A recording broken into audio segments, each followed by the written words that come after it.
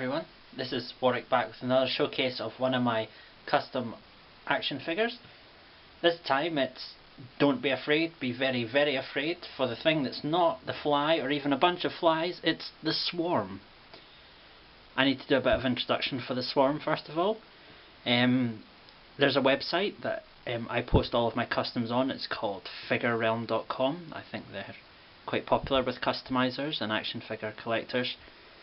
They hold every so often a contest for customizers to create a figure and submit them. The theme for one of the latest contests was insects, so they invited customizers to create customs of insect based creatures, and I swore to myself at the end of last year that no matter what their next contest would be, I would enter it. And when it came out that it was insects, I was kind of like, oh no. But I'd made the promise to myself, so I stuck with it. And this character, the swarm, was the first one that popped into my head. I don't know that much about the character, to be honest. I've seen him in Runaways for just a short while, and he was also in the Mighty Avengers. He was a throwaway bad guy in each, so I don't really know much about his motivations, etc. Blah blah blah. But he's a man made up of bees, wearing purple washing up gloves and a cape. I mean, what more do you need?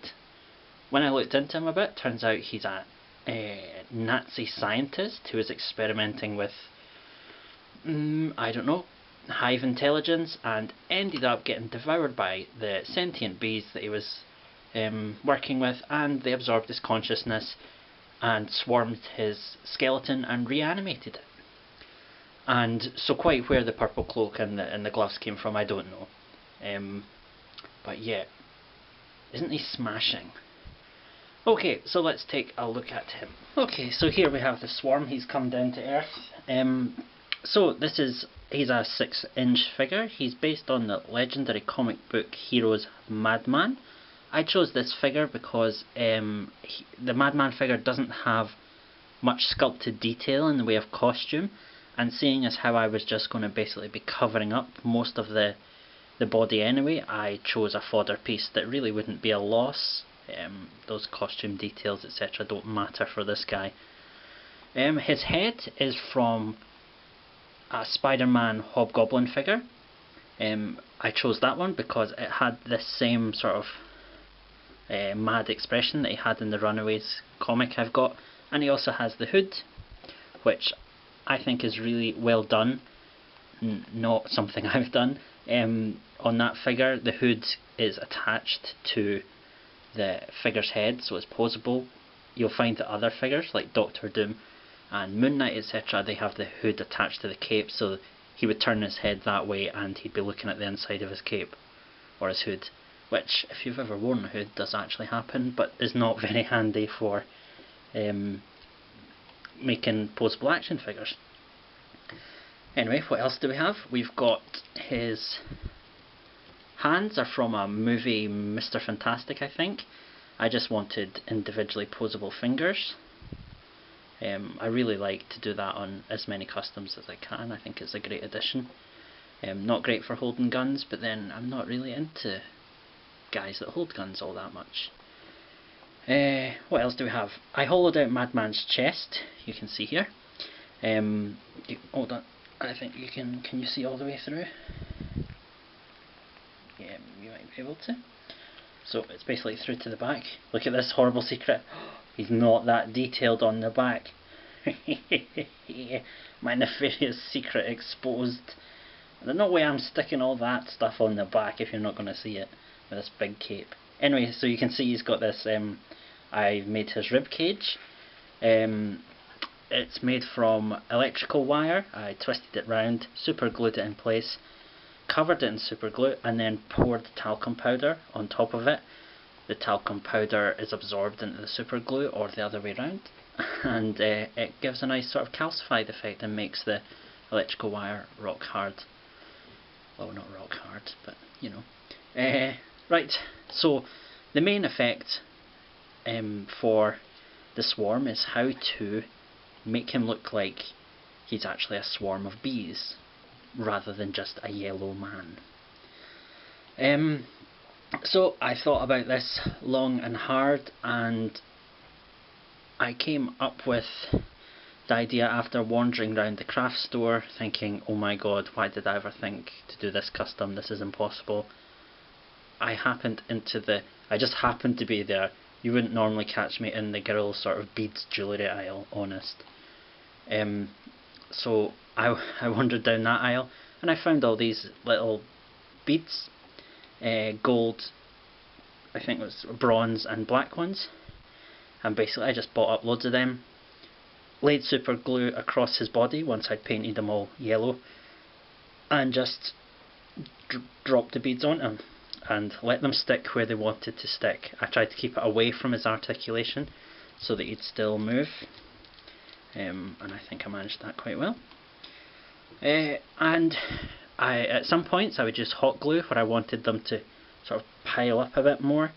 I just hot glue and then press the beads in, and also at these sort of points I would use a bit of wire and cover that in super glue or hot glue, and yep, just cover that in the beads. So basically he's got lots of beads, lots of glue, lots of dropping, lots of sticking. Yeah, not a very planned custom, just let the beads do what they want to do, which is fall off. Look at that. That's a dead bee. He's going to have to mourn that. Are you finished mourning? Good, right, okay, there we go. Right, okay, so that's basically him. Once I had got all the beads on, I coated it all in a clear yellow to give it a sort of shiny thing, and then dry brush some gold over it to get a better sort of texture to the bees, etc.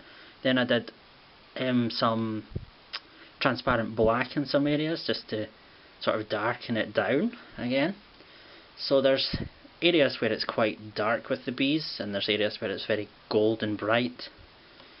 And yeah, so that's basically how I got the bees effect on him. The next thing that I did was his cape. Well, actually I was working on the cape from the very start. This cape took about a week to make, and that's because it's made from liquid latex. What I do is I draw the rough shape of the cape out with a little, I would just use a sheet of paper, poke it over his head and say, yeah, that looks like the rough shape of a cape. Lay it out, draw it on greaseproof paper or parchment paper. I'm not too sure how it translates internationally. And I would then take a brush and paint down some liquid latex on it.